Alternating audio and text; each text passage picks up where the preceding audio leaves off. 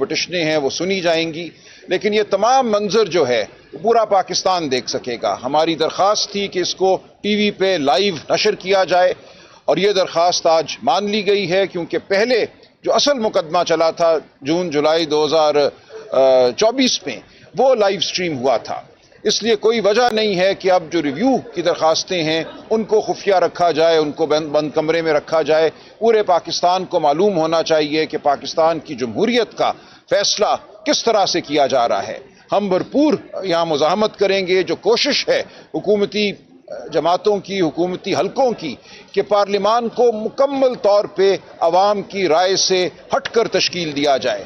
عوام کی رائے پر پہلے 8 فروری 2024 کو ایک حملہ ہوا تھا، اس حملے کو مزید گہرا کرنے کی کوشش تھی کہ مخصوص نشستیں پی ٹی آئی سے چھین لی جائیں، جو پارلیمان کا ایک تہائی حصہ ہیں، بہت بڑا حصہ پارلیمان کا یہ مخصوص نشستیں ہیں۔ ہم نے استدعا کی، مزاحمت کی، سپریم کورٹ کے 13 رکنی بینچ نے 8-5 کی اکثریت سے پی ٹی آئی کے وجود کو بطور سیاسی جماعت پارلیمان میں تسلیم کیا اور حکم دیا کہ جو نشستیں ہمیں دی گئی ہیں، تمام تر دھاندلی کے بعد جو نشستیں جیتی گئی ہیں، ان کے تناسب سے خواتین اور غیر مسلم ارکان کی نشستیں ہمیں دی جائیں۔ اس فیصلے کے خلاف ریویو فائل کیا گیا۔ یہ ریویو فائل ہو گیا تھا اکتوبر 2024 میں۔ اس کی سنوائی جو ہے مئی تک مؤخر کی گئی، مئی 2025 تک۔ اس دوران بڑا واقعہ جو ہوا وہ 26ویں ترمیم تھی جو اکتوبر ہی میں کی گئی، اکتوبر 2024 میں۔ اس 26ویں آئینی ترمیم کی وجہ سے بینچ کی تشکیل مکمل طور پہ تبدیل ہو گئی۔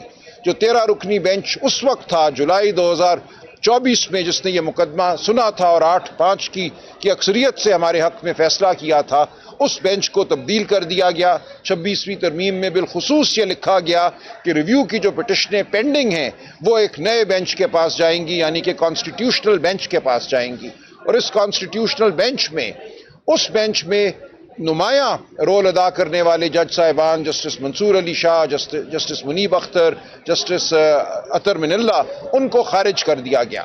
تو اب یہ مقدمہ ایک نیا بینچ سن رہا ہے۔ اس 13 رکنی بینچ میں سے بھی 2 معزز ارکان نے، جج صاحبان نے، جسٹس عائشہ ملک اور جسٹس عقیل عباسی نے اپنا فیصلہ دے دیا ہے۔ ان کو بینچ کی کارروائی میں مزید نہیں بٹھایا جا رہا، یا وہ نہیں بیٹھ رہے۔ اب 11 رکنی بینچ ہے جو اس مقدمے کی سماعت کر رہا ہے۔ تو پیر والے دن سے ہم بحث کریں گے۔ ہماری یہ استدعا کہ اس تمام معاملے کو مؤخر کیا جائے جب تک 26ویں آئینی ترمیم کے خلاف جو ہماری درخواستیں ہیں ان کا فیصلہ نہیں ہو جاتا، اس درخواست کو نہیں مانا گیا۔ ہماری یہ بھی استدعا تھی کہ بینچ کی دوبارہ تشکیل کی جائے اور اس کو 13 رکنی بینچ کے طور پہ ہی سنا جائے اس معاملے کو، وہ استدعا بھی قبول نہیں کی گئی۔ اس حوالے سے مزید بحث دوران سماعت ہوگی، لیکن ہماری یہ درخواست کہ معاملے کی لائیو سٹریمنگ ہو، ٹی وی پہ یہ چلے، وہ منظور کر لی گئی ہے۔ تو اب ہم یہ توقع کرتے ہیں کہ پورا پاکستان اس معاملے کو دیکھے گا، اس معاملے میں اپنی آواز شامل کرے گا۔ یہ کوئی پی ٹی آئی کا مقدمہ نہیں ہے، یہ پاکستان کی جمہوریت کا مقدمہ ہے، پاکستان کے جمہوری آئینی مستقبل کا مقدمہ ہے۔ اس سے اہم شاید کوئی مقدمہ اس عدالت کے سامنے نہیں آیا۔ جو ڈاکہ جمہوریت پر ڈالا گیا 8 فروری اور اس سے پہلے جس طرح سمبل چھینا گیا پی ٹی آئی سے، وہ تمام معاملہ یہاں زیر بحث ہے۔ ایک دفعہ ہم جیت چکے ہیں، ہم سمجھتے ہیں مستقبل میں بھی جیت ہماری ہے، لیکن یہ مقدمہ ہم لڑیں گے، پورے انہماک سے لڑیں گے۔ بالآخر پاکستان کے عوام نے یہ فیصلہ کرنا ہے، کسی عدالت نے نہیں، کہ پاکستان میں جمہوریت رہنی ہے یا نہیں رہنی۔ اس لیے پاکستان کے عوام کی شمولیت اس کارروائی میں بہت ضروری تھی، اور وہ شمولیت اب یقینی بن چکی ہے، کیونکہ ٹی وی پہ پورے پاکستان کو موقع ملے گا کہ وہ دیکھے کہ کیا بحث ہو رہی ہے اور اس کا کیا جواب دیا جا رہا ہے۔ ہم سمجھتے ہیں تاریخ، آئین، قانون، شرافت ہمارے ساتھ کھڑے ہیں۔ فتح ہماری پھر ہونی چاہیے، ہم بھرپور مزاحمت کریں گے۔ 26ویں آئینی ترمیم کے بعد بینچ کی تشکیل بدل جانے کے باوجود ہم مزاحمت کریں گے، ہم کوئی معاملہ مزاحمت کے بغیر نہیں چھوڑیں گے، اور انشاءاللہ تاریخ ہمارا ساتھ دے گی، خدا تعالی ہمارا ساتھ دیں گے اور فتح ہماری ہوگی۔ بہت شکریہ جی۔ کوئی سوال کرنا چاہیں گے؟ سلمان صاحب بتائیے گا کہ آپ کے خلاف فوجی عدالتوں کا کیس کا فیصلہ آیا ہے آپ کے پی ٹی آئی کے، اور دیگر بھی توقع یہی ہے اور تاثر بھی اسی قسم کا ہے तो क्या फिर भी आप आईनी बेंच के सामने जी बिल्कुल दलाइल देंगे? बिल्कुल देंगे। देखिए, हमने मैदान खाली नहीं छोड़ना। मेरी कल खान साहब से अडयाला जेल में भी तफसीली गुफ्तगू हुई है इस हवाले से। उनको मैंने इस मुकदमे का भी बताया। उनकी ताकीद है कि इस मुकदमे को पूरे निमाक से लड़ा जाए और जो भी मामला है उसको अब हमने कौम की अदालत में पेश करना है। लाइव स्ट्रीमिंग के जरिए कौम देखेगी कि क्या हमारी बहस है, क्या आइन और कानून का तकाजा है। फैसला जो भी हो, आखिरी फैसला कौम का हुआ करता है, लिहाजा हम जरूर लड़ेंगे। और देखिए, जो फौजी अदालतों का फैसला है, हम उससे बिल्कुल खुश नहीं हैं। हम समझते हैं पाकिस्तान के आइन की रूह पर हमला है, लेकिन वहां भी आप देखें हमारी मुजाहमत की वजह से एक बड़ा फायदा जरूर हुआ है। जिन जज साहिबान ने हमारी बात नहीं मानी मुकम्मल तौर पे, जिन्होंने हमारी बात को रद्द किया, 2 जज साहिबान ने 7 में से हमारी बात से मुकम्मल इत्तफाक किया। पहले 5 जज साहिबान हमारी बात से इत्तफाक कर चुके थे, लिहाजा 2 राउंड में यह मुकदमा फौजी अदालतों का सुना गया। पहले 5 जज साहिबान ने सुना, फिर 7 ने सुना। 5 ने हमारी तायीद की, उसके बाद 2 ने मजीद हमारी तायीद की, यानी कि 12 जज साहिबान जिन्होंने ये मुकदमा सुना है सुप्रीम कोर्ट में, उनमें से 7 हमारे साथ खड़े हैं, 5 हमारे खिलाफ। लेकिन वो 5 जो हमारे खिलाफ गए, उनको भी ये कहना पड़ा कि हमें अपील का हक दिया जाए, हाई कोर्ट में अपील का हक दिया जाए। ये एक बहुत बड़ी डेवलपमेंट है, बहुत बड़ी पेशरफ्त है।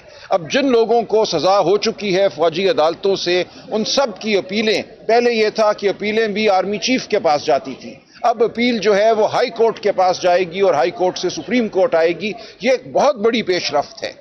अब दिखाना होगा फैसला करने वालों को मिलिट्री अदालत में कि क्या गवाही थी, क्या शहादत थी, उसके साथ उन्होंने कैसे मामला किया है अपने अपने फैसले में। लिहाजा मुजाहमत का जरूर फायदा होता है। अगर हम मिलिट्री कोर्ट्स का मामला भी छोड़ देते इस बुनियाद पे कि 26वीं तरमीम हो गई, हुकूमत का मनपसंद बेंच है, तो हम ये फतह हासिल ना कर सकते। लिहाजा इस फैसले में भी एक बहुत बड़ी पेशरफ्त हुई है और हमें उम्मीद है, हम समझते हैं कि हमारे दलाइल, हमारे जो आइन और कानून के तकाजे हैं वो इतने वाज़े हैं कि हमें यहाँ भी इंशाअल्लाह जमहूरियत को आगे बढ़ाने में मौका मिलेगा।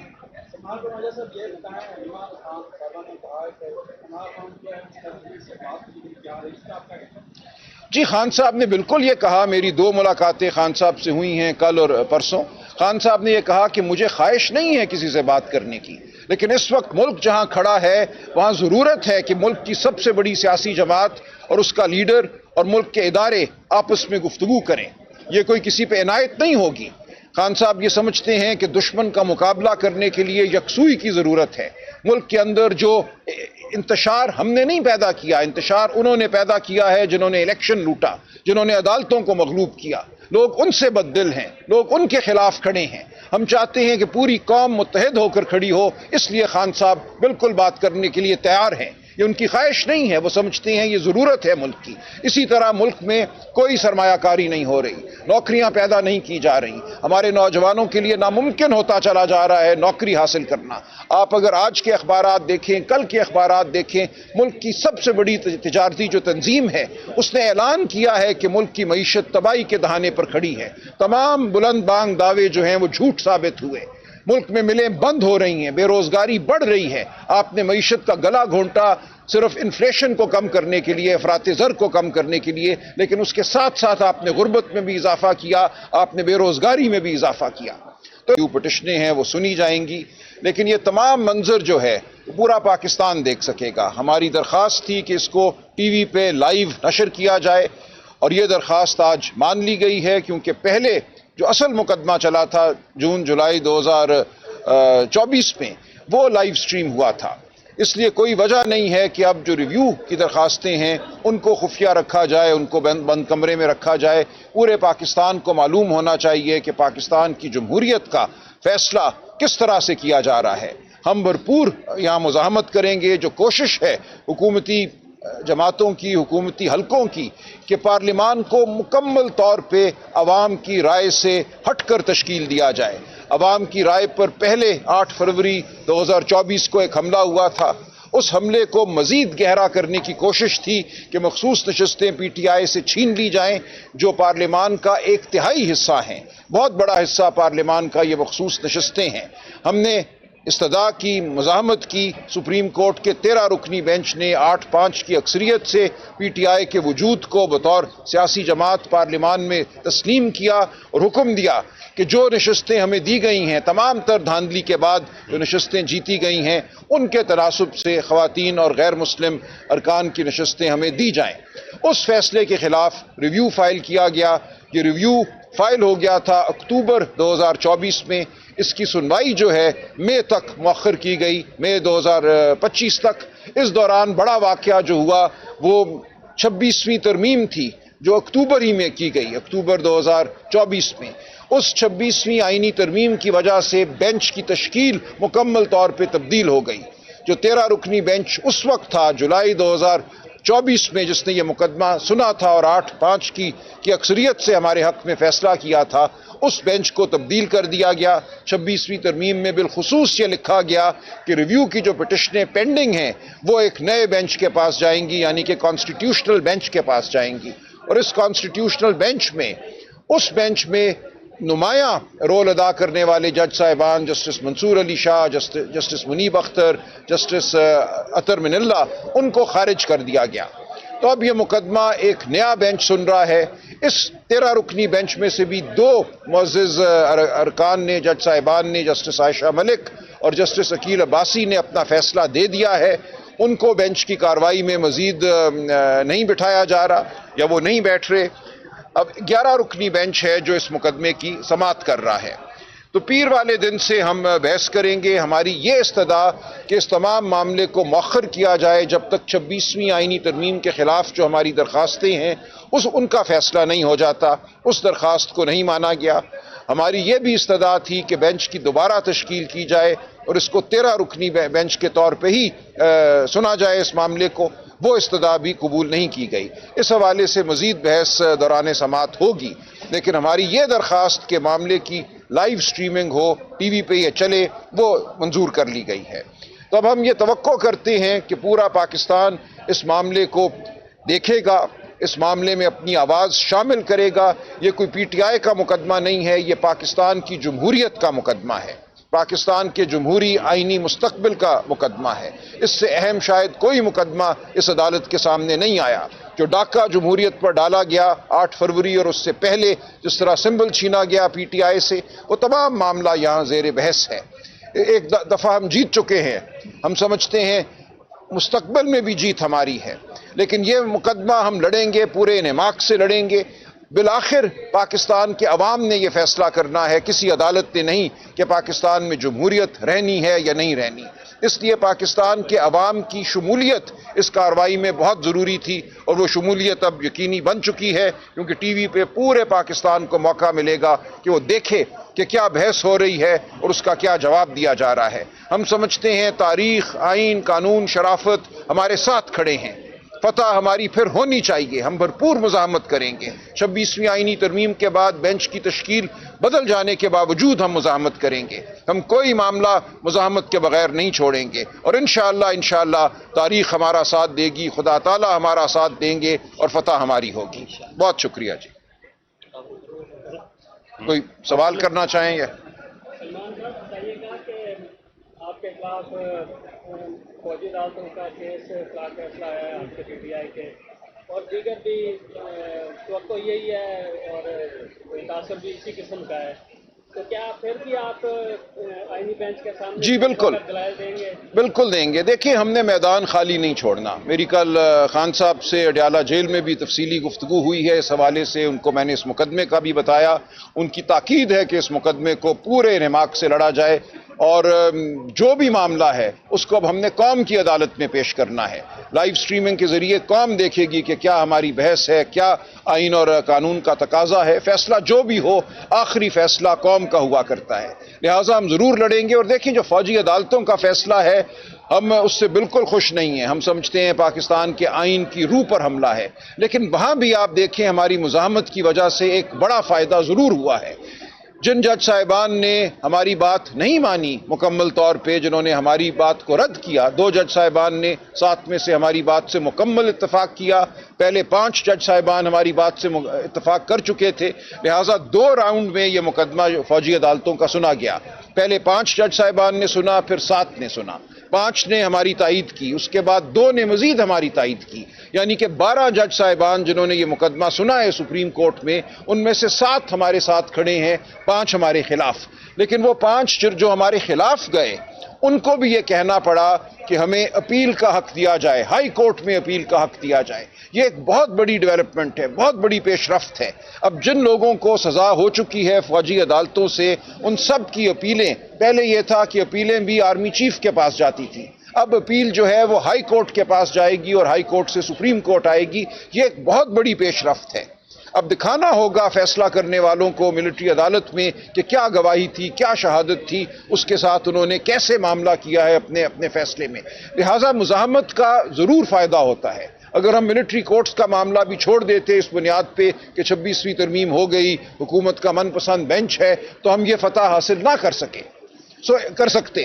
لہٰذا اس فیصلے میں بھی ایک بہت بڑی پیش رفت ہوئی ہے، اور ہمیں امید ہے، ہم سمجھتے ہیں کہ ہمارے دلائل، ہمارے جو آئین اور قانون کے تقاضے ہیں وہ اتنے واضح ہیں کہ ہمیں یہاں بھی انشاءاللہ جمہوریت کو آگے بڑھانے میں موقع ملے گا۔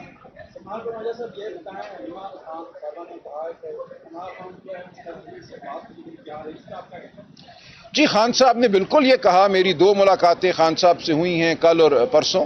خان صاحب نے یہ کہا کہ مجھے خواہش نہیں ہے کسی سے بات کرنے کی، لیکن اس وقت ملک جہاں کھڑا ہے وہاں ضرورت ہے کہ ملک کی سب سے بڑی سیاسی جماعت اور اس کا لیڈر اور ملک کے ادارے آپس میں گفتگو کریں، یہ کوئی کسی پہ عنایت نہیں ہوگی۔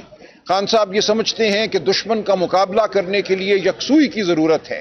ملک کے اندر جو انتشار ہم نے نہیں پیدا کیا، انتشار انہوں نے پیدا کیا ہے جنہوں نے الیکشن لوٹا، جنہوں نے عدالتوں کو مغلوب کیا۔ لوگ ان سے بددل ہیں، لوگ ان کے خلاف کھڑے ہیں۔ ہم چاہتے ہیں کہ پوری قوم متحد ہو کر کھڑی ہو، اس لیے خان صاحب بالکل بات کرنے کے لیے تیار ہیں۔ یہ ان کی خواہش نہیں ہے، وہ سمجھتے ہیں یہ ضرورت ہے ملک کی۔ اسی طرح ملک میں کوئی سرمایہ کاری نہیں ہو رہی، نوکریاں پیدا نہیں کی جا رہی، ہمارے نوجوانوں کے لیے ناممکن ہوتا چلا جا رہا ہے نوکری حاصل کرنا۔ آپ اگر آج کے اخبارات دیکھیں، کل کے اخبارات دیکھیں، ملک کی سب سے بڑی تجارتی جو تنظیم ہے اس نے اعلان کیا ہے کہ ملک کی معیشت تباہی کے دہانے پر کھڑی ہے۔ تمام بلند بانگ دعوے جو ہیں وہ جھوٹ ثابت ہوئے۔ ملک میں ملیں بند ہو رہی ہیں، بے روزگاری بڑھ رہی ہے۔ آپ نے معیشت کا گلا گھونٹا صرف انفلیشن کو کم کرنے کے لیے، افراط زر کو کم کرنے کے لیے، لیکن اس کے ساتھ ساتھ آپ نے غربت میں بھی اضافہ کیا، آپ نے بے روزگاری میں بھی اضافہ کیا۔